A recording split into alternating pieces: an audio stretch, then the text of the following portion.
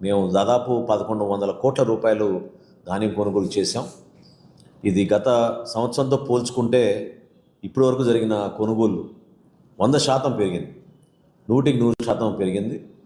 రైతులందరూ కూడా మేము చెప్పేది ఏంటంటే, దయచేసి మీరు ఈ రైతు సహాయ కేంద్రాల్లో ప్రభుత్వానికి మీరు మీ ధాన్యం